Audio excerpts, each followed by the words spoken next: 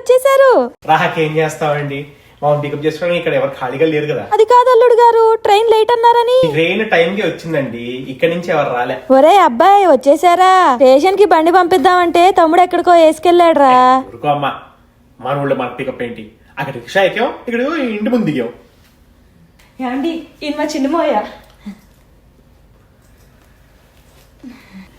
ఎవరో చూడు, మా బాబాయ్ వాళ్ళ రెండో పెళ్ళం వాళ్ళ అన్నయ్య వాళ్ళ తమ్ముడు. దండం పెడతావేంటి, కాళ్ళ మీద పడు, ఆశీర్వాదం తీసుకో. ఇదేనా మీకు చేసే మర్యాద?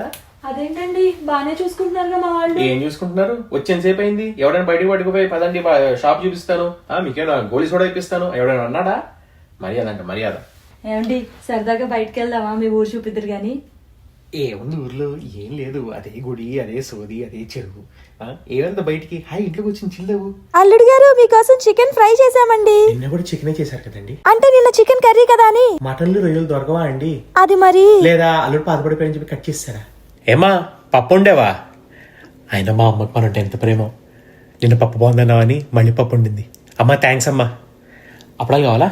అమ్మ అప్పడాలు కూడా ఉండే. ఏంటండి ఇంకా స్నానం చేయకుండా ఇలాగే ఉన్నారు? ఏమిటి చేయాలి, ఇంటి చూస్తున్నాడు, ఎవరు వచ్చి టవల్ ఇస్తాడేమో అని చెప్పి.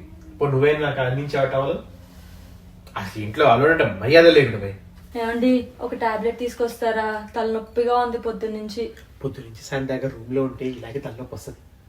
బయటికి వెళ్ళి మా అమ్మలతో మా అక్కోళ్ళతో కాస్త జాలీగా ఉండు, ఫ్రెండ్లీగా ఉంటుంది. మందే ఇదంతా. ఏమండి మా అమ్మ వాళ్ళు మీకు ఈ ప్యాంట్ షర్ట్ పెట్టారు. మళ్ళీ ఇవే ప్యాంట్ షర్టా? నీకు తెలుసు ఇలాంటి చీప్ క్వాలిటీ వాడినది.